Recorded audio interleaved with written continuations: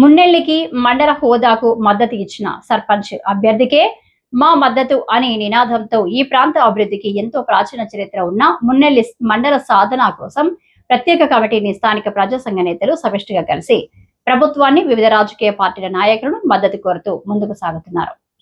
మున్నెల్లి మండల హోదా సాధన సమితి ప్రెసిడెంట్ ఓకిలి సుధాకర్ రెడ్డి ఆదివారం ప్రింట్ మీడియా మరియు ఎలక్ట్రానిక్ మీడియాలతో మీడియా సమావేశం నిర్వహించి మాట్లాడారు. ప్రస్తుతం కూటమి ప్రభుత్వం వచ్చే సంవత్సరం 2026 జనవరి నెలలో జరగబోవు ఆంధ్రప్రదేశ్ రాష్ట్ర స్థానిక సంస్థల సర్పంచ్ ఎన్నికల్లో మున్నెల్లి గ్రామ పంచాయతీలు ఎప్పటి నుంచో మున్నెల్లి గ్రామ ప్రజలకు మదిలో మెదులుతున్న మండల హోదా అంశం గురించి జనవరి నెలలో జరగబోవు స్థానిక సర్పంచ్ ఎన్నికల్లో మున్నెల్లి గ్రామ పంచాయతీలో మున్నెల్లి మండల హోదాకు ఏ రాజకీయ పార్టీ అయినా ఏ స్వతంత్ర అభ్యర్థి అయినా హోదా సాధన సమితికి మద్దతు ఇచ్చిన వారిదే గెలుపు అని తెలియజేశారు.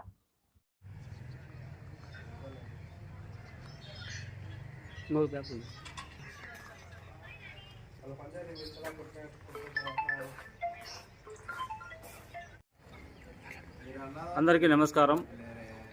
మా స్వగ్రామానికి విచ్చేసినటువంటి మీడియా మిత్రులందరికీ పేరు పేరున ప్రతి ఒక్కరికి ధన్యవాదాలు తెలుపుకుంటూ నేను ముఖ్యంగా ఈరోజు మీకు తెలియజేసేది ఏమనగా మీడియా పరంగా 2 అంశాలు ప్రధానంగా. మొదటి అంశము బీకోడూరు మండలంలో అంతర్భాగమైనటువంటి మున్నెల్లి గ్రామానికి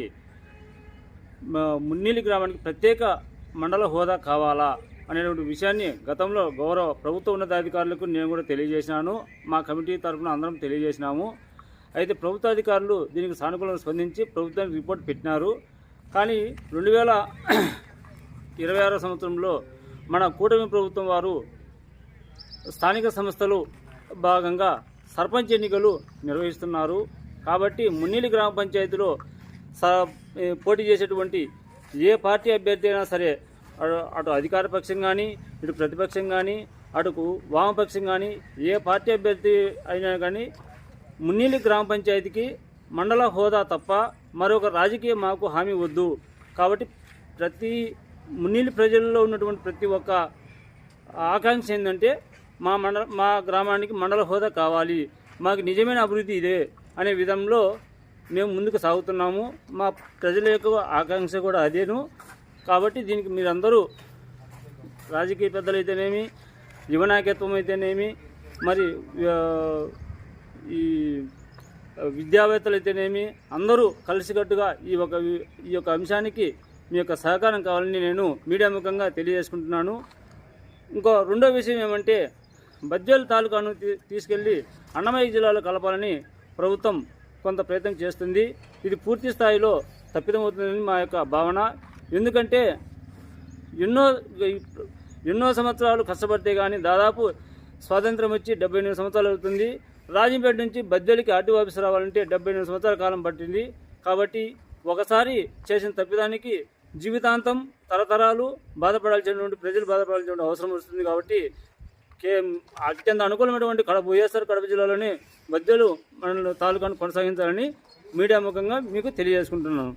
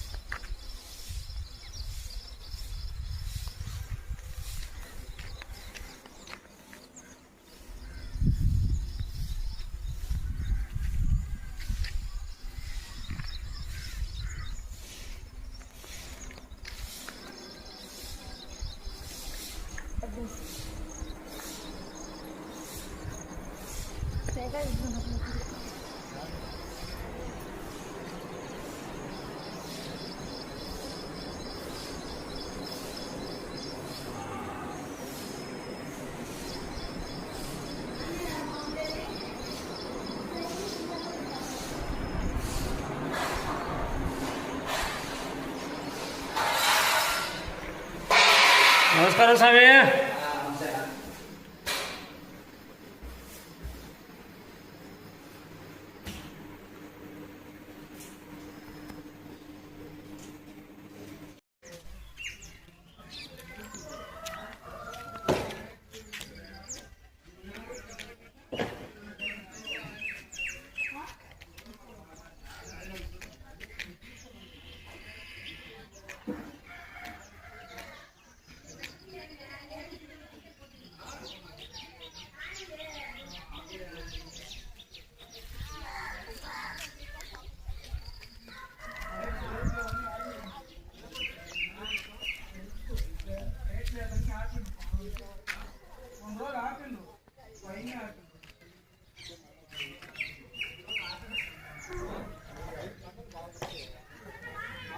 దారా